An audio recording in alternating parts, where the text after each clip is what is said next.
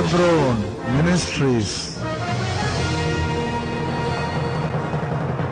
அங்க 27ஆம் அதிகாரத்தில் நீங்க பாத்தீங்கன்னா 12ஆம் வசனத்தை பாருங்க. 12ஆம் வருஷத்துல அந்த துறைமுகம் வசதியா இராதபடியினால் அவ்விடத்தை விட்டு தென்மேற்கையும் வடமேற்கையும் நோக்கி இருக்கும் கிரேத்தா தீவில் உள்ள துறைமுகமாகிய பேனிக்ஸ் என்னும் இடத்தில் சேர கூடுமானால் சேர்ந்து மழைக்காலத்தில் அப்ப அந்த துறைமுகம் வந்து ஃபேனிக்ஸ் சொல்றாங்க. அந்த இடத்துல போயிட்டு அவங்க தங்குறாங்க.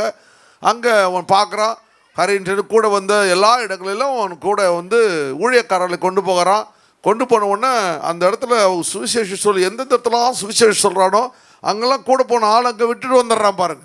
விட்டு வந்துட்டு உன்னுடைய வேலை தான் இந்த இடத்துல நீ சபையை ஸ்தாபிக்க வேண்டும், இவ்வளோ நாள் முடியும், பிறகு மூப்பர்களை அப்பாயின்ட் பண்ணணும் அப்படின்னு சொல்லிட்டு வந்துடுறான். பிறகு அவன் அவங்களோட கூட கான்டாக்ட் பண்ணிக்கிறான். இப்போ மாதிரி செல்ஃபோனில் கான்டாக்ட் பண்ண முடியாது. அவன் என்ன பண்ணுறான், கடிதங்களை எழுத வேணும், போகிறவன்கிட்ட சொல்லி அனுப்பணும். ரொம்ப கஷ்டமான காரியம். எவ்வளோ பயங்கர சேட்டலைட்லாம் அப்போ கிடையாது. அவ்வளோ காரியங்களை செய்து இந்த வேதாகமத்தை கர்த்தர் நம்முடைய கரங்களில் கொடுத்துருக்கிறார். நான் சண்டே சொன்ன மாதிரி அந்த நிருபங்கள் என்ன பண்ணுவாங்க, அந்த தோல் சுருள்களை அவங்க என்ன பண்ணுவாங்க, பத்திரமா எடுத்துகிட்டு போகணும். அப்படியே அவங்களுக்கு பொக்கிஷம் மாதிரி எடுத்துகிட்டு போகும்போது அவங்க செக் பண்ணுவாங்க. ஒவ்வொரு இதுலேயும் அந்த பார்டரில் செக் பண்ணுவாங்க. அந்த பார்டர் என்னடான்னு கேட்பான். இது மாதிரி வந்து கிறிஸ்துவனுடைய நிருபங்களை கண்டுபிடிச்சானா உடனே அதை எரிச்சிருவானுங்க. அப்படி தான் அந்த கொரிந்தியர் புத்தகத்தை பற்றி நான் உங்கள்கிட்ட சொன்னேன். அதுபோல் அவங்க என்ன பண்ணுவாங்க, அதை விடாமல் அதில் தப்பிச்சு வந்து இத்தனை புத்தகங்களுக்கு தேவன் நமக்கு படிக்க கிருபை பாராட்டினார். ஹல்லேலூயா. அப்போ ஆண்டவன் நம்ம கொடுத்த பெரிய பாரம் என்ன, கர்த்தர் உங்களை அழைத்த அழைப்பினுடைய பாரம் என்ன, ஆண்டவருடைய திட்டங்களை நிறைவேற்ற வேண்டியது. ஹல்லேலூயா. குதிரை யுத்த நாளுக்காக ஆயத்தமாக்கப்படும். ஹல்லேலூயா. அப்போ அந்த குதிரையை எப்படி பண்ணுறாங்க, யுத்த நாளுக்கென்று ஆயத்தமாகறாங்க. அப்போது அந்த திடீர்னு அந்த யுத்தத்தில் கொண்டு போய் அந்த குதிரையை நிறுத்தினா அந்த குதிரை என்ன பண்ணும், மிரண்டுடும். பயங்கரமாக வெடி சத்தம், பயங்கரமாக அம்புகள் சத்தம், ஓடுகிற சத்தத்துக்கிட்ட மிரண்டுடும். அதுக்கு என்ன பண்ணுவாங்க, முதல்ல பயங்கரமாக அந்த மாதிரி வெடி சத்தத்தெல்லாம் அது கேட்க வச்சு அதுக்கு ட்ரைனிங் கொடுத்து அவளை ஓட வச்சு கீழே 4 தடவை கீழே தள்ளி விட்டு எல்லாவற்றையும் அதுக்கு பயங்கரமாக கற்றுக் கொடுப்பாங்க. அந்த யுத்த நாளுக்கென்று நீங்களும் நானும் தான் குதிரைகள். நம்ம ஓட்டுறது யாரு, இயேசு. அவர் தான் எஜமானன். ஹல்லேலூயா, ஹல்லேலூயா. அப்போ சில சமயத்தில் என்ன பண்ணுவோம், வெறும் குதிரையாக நம்ம ஓடிட்டு இருந்தோம் ஒரு ஆளை வச்சுட்டு. அப்புறம் என்ன பண்ணுவாங்க, ஒரு பெரிய சேரியட்டை கூட அடிச்சிருவாங்க. அதில் 4 பேர் ஏறிட்டு வருவோம், 5 பேர் ஏறிட்டு வருவோம், நிறைய மூட்டைகளை வச்சுருவாங்க. அதில் என்ன பண்ணுவாங்க, அதையும் இழுத்துக்கிட்டு அந்த குதிரைகள் போடும். அந்த குதிரை திரும்பி பார்த்தோன்னா எட்டியில் உதைக்காது.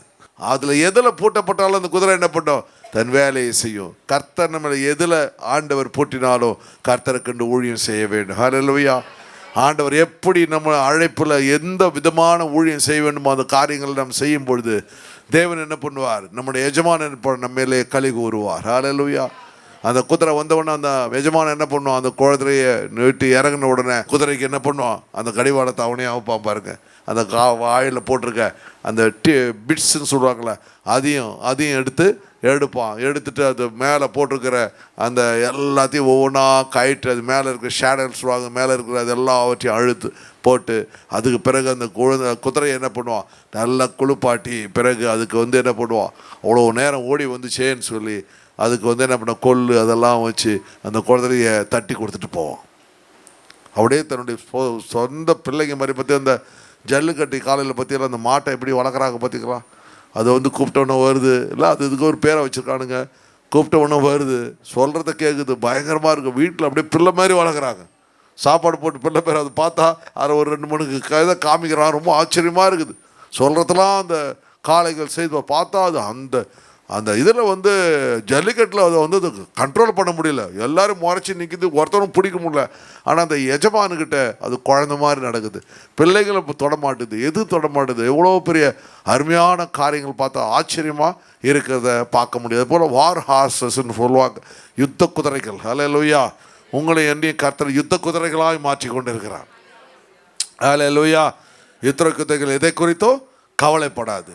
அது எப்படியாவது தன் எஜமான் ஜெயிக்க வேண்டும் என்பது ஓடும். இந்த ஜாக்கிங்கெலாம் ஓட்டுறாங்க பார்த்தீங்களா, எவ்வளோ ஸ்பீடாக ஓடி அவங்கள வின் பண்ண வைக்கிறது பாருங்கள். அப்படி ஆண்டவர் தேவனுடைய ராஜ்யத்தில் தேவனுடைய சுவிசேஷத்தை கொண்டு செல்கிறவர்களாய் கர்த்தனமாய் வச்சிருக்கிறார். ஆக இந்த அருமையான இடத்துல அவனை ஆண்டவர் ஒரு மூப்பனாய் இருந்தது கிரேத்த தீவில் அவனுக்கு என்று கர்த்தர் ஒரு ஊழியத்தை தேவன் அவனுக்கு கொடுக்கிறார். அவன் எப்படிப்பட்டவனாக இருக்க வேண்டும் என்று 5வது வசனத்தில் பவுல் அழகா எழுதுகிறார். எப்படிப்பட்டவனாக இருக்கணும்? குற்றம் சாட்டப்படாதவனா பிளேம்லெஸ், குற்றம் சாட்டப்படாதவனாய் ஒரு ஆண்டவர் ஊழியம் செய்கிற பிள்ளைகள் எப்பவுமே நம்ம என்ன பண்ண வேண்டும்? ஆண்டவர் நம்மை பார்க்கிறார் என்ற உணர்வோடு கூட வாழ வேண்டும். அப்போ என்ன பண்ண வேண்டும்? குற்றம் சாட்டப்படாதவனாக இருக்க வேண்டும். ஆண்டவர் தேவன் நம்ம எல்லா விதங்களும், பண விஷயங்களில், நம்முடைய நடத்தையில், நம்முடைய எல்லா காரியங்களும் எப்படி இருக்கணும்? கர்த்தர் என்ன பார்க்குறார், அந்த ஒரு உணர்வு நமக்கு அடிக்கடி எப்படி கொண்டு வந்துட்டோம்னாவே நீங்கள் தனியாக உட்காந்தது கூட தப்பு செய்கிறதுக்கு பயமாக இருக்கும். ஏன்னா தேவன் பார்க்குறான்ற உணர்வு தேவன்கிட்ட நல்ல காரியங்கள் செய்யும். அது மூலமாக கர்த்தர் பெரிய ஆசீர்வாதங்கள் நமக்கு கொடுக்க வல்லமை. இந்த மேன் இஸ் பிளேம்லெஸ்ஸாக இருக்கணும். இப்போ ஒரே மனைவியுடைய புருஷனும் மிக முக்கியமான காரியம். அதனால் இப்போ ரொம்ப காமனாகி போச்சு. அந்த நாட்களில் அவங்க எழுதுகிறான், அந்த நாளில் இப்படிலாம் இருந்துருக்குது, அவங்க எழுதுகிறான் பாருங்க. இப்போல்லாம் பார்த்தீங்களா, கணவனும் மனைவியும் ஒழுங்காக சபைக்கு வந்தாவே ஆண்டவர் 50-75% வந்து பிரச்சனைகளை கத்தரை மாற்றிடுவார். ஹல்லேலூயா. மார்க்கர் என்றும் அடங்காதவன் என்றும் பேரெடுக்காத விசுவாசமுள்ள பிள்ளைகளை உடையவனுமாகிய ஒருவன் இருந்தால் அவனையே ஏற்படுத்தலாம். ஒன்னு குவாலிஃபிகேஷன் குற்றம் சாட்டப்படாதவன் இல்லையா? அப்ப 2வது குவாலிஃபிகேஷன் ஒரே மனைவியை உடைய புருஷன். இப்ப 3வது குவாலிஃபிகேஷன் துன்மார்க்கர் என்றும் அடங்காதவர் என்றும் பேரெடுக்காத விசுவாசமுள்ள பிள்ளைகளை உடையவனுமாகிய ஒருவன் இருந்தால் அவனே. இவ்வளோ பெரிய ஒரு மூப்பரை ஏற்படுத்தும் பொழுது இவ்வளோ வந்து ரூல்ஸ் அவன் கொடுக்குறான். ஆனால் நம்ம அவ்வளோ கவனிக்கிறதில்ல, அவங்க குடும்பத்தை பற்றி அதிகமாக கேட்கறதில்ல. நம்ம அவனுக்கு நமக்கு உடனே அந்த பொசிஷன் நம்ம கொடுத்துட்றோம். இவ்வளோ குவாலிஃபிகேஷன். அப்போ நம்ம என்ன பண்ணணும்? இதில் எது குறைவாக இருக்குதோ இந்த வசனத்து மேலே நம்ம கையை வச்சு ஜெபிக்கணும். நான் உங்களுக்கு முன்னாடியே சொல்லியிருக்கேன், உங்களுக்கு நல்லா சாப்பிடணும் ஆசையாக இருக்குது, சாப்பிட்டுக்கிட்டே இருக்கலாம் போல இருக்குது, எதை பார்த்தாலும் சாப்பிடணும் போல இருக்குது, அப்படி ஒரு ஆசை வரும் பாரு சில பேருக்கு. அப்போ ஒரு ட்ரெஸ்ஸை பார்த்தா எதை பார்த்தாலும் வாங்கலாம் போல இருக்கும் பாரு, நகையை பார்த்தா அது போட்டுக்கலாம் போல இருக்கும், அப்படியே எல்லாத்தையும் போட்டுட்டு போகணும் போல இருக்கும். அப்படிப்பட்ட ஆளுங்க என்ன பண்ணணும்னா அந்த காரியங்களை அந்த சபிக்க ஆரம்பிங்க. நீங்கள் நான் உங்களுக்கு நல்ல ஒரு டெக்னிக் சொல்லித்தரேன். அதை சபிக்க ஆரம்பிங்க. உங்களுக்கு வந்து ஆட்டோமேட்டிக்காக அந்த ஆசை அப்படியே நீங்கள் உங்கள் கண்ணு முன்னாடி பார்ப்பீங்க, அடங்கி போயிடும் பாருங்க. இப்போ சாப்பாடு இருக்குது, இப்படியே கூச்சி வச்சுருக்கிறான், அப்படி போடுறான், அப்படி கலந்து போடுறான், பாய் அப்படி இறக்கி பரட்டி போடுறாரு, அந்த வாசனை வருது. அப்படின்னு இயேசுவின் நாமத்தில் பிரியாணி ஆவியை போ அப்படி கண்ணை மூடி 4 தடவை ஜெபிச்சு பாருங்க. அந்த பிரியாணி அருவருப்பாக இருக்கும் சாப்பிட்ற மாதிரி. அப்புறம் ஒரு 4 தடவை ஜெபிச்சு பாருங்களேன். அப்படி பாருங்க. அப்படி இருந்தீங்கன்னா வந்து எவ்வளோ பெரிய காரியம் ஆண்டவர் செய்வார் பாருங்க. அதில் எவ்வளோ அப்போ அந்த காரியங்கள் அதுதான் நம்ம சபிக்க கற்றுக்கணும் சில காரியங்களில். அப்போ அடங்காதவர்கள் கண்ட்ரோலே பண்ண முடியாது. அதுங்களை பேரெடுக்காத விசுவாசம் உள்ள பிள்ளைகள் உடையவனாகி ஒருவன் இருந்தால் அவனை ஏற்படுத்துவான். இப்போ இந்த குவாலிஃபிகேஷன் சபையில் அவன் தேட சொல்கிறானே இப்படிப்பட்ட ஆளுங்களை. ஏன்னா அவன் மேலே ஒரு பெரிய திட்டம். நம்ம சண்டே பார்த்த மாதிரி அவர் தான் நிருபம் இல்லை, அவர் தான் புகழ்ச்சியை விரும்பாதவர், அவர் தான் நிருபம், அவர் தான் தீர்மானம் செய்கிறவர், அவர் தான் ஃபவுண்டேஷன். அது மூலம் தான் அடுத்த சபை கட்டப்பட வேண்டும். அப்போ அப்படிப்பட்ட ஆளை நீ வந்து செலக்ட் பண்ணி போட்டுட்டீங்கன்னா அந்த ஊழியத்தை அழிக்க யாராலும் முடியாது. அந்த ஊழியத்தை அழிக்க யாராலும் முடியாது. குற்றச்சாட்டப்படாதவனாக இருக்க வேண்டும், பிளேம்லெஸ்ஸாக இருக்கணும் அப்படின்னு சொல்லி அநேக காரியங்களை தேவன் அவனுக்கு கற்று. அதே தான் தீமோத்திக்கு சொல்கிறான் பாருங்க. தீமோத்தி 1 தீமோத்தியில் 3ஆம் அதிகாரத்தில் 2ஆம் வசனம் பாருங்க. அதே தான் அவனுக்கு சொல்லித்தரான் பாருங்க. ஆகையால் கண்காணியானவன் குற்றம் சாட்டப்படாதவனும் மனைவியை உடைய புருஷனும் ஜாக்கிரதை உள்ளவனும் பாருங்க. என்ன ஒரு சீஷனுக்கு ஒருத்தர் சொல்றானோ அதே மற்ற சீஷர்களுக்கு சபைக்கு அதே டாக்டரினை போதிக்கிறான். தெளிந்த புத்தி உள்ளவன் யோகிதை உடையவன் அந்நியரை உபசரிக்கிறவனும் கொஞ்சம் இன்னும் அதிகமா போறான். அந்நியரை உபசரிக்கிறவன் போதக சமர்த்தவனா இருக்க வேண்டும். ஹல்லேலூயா.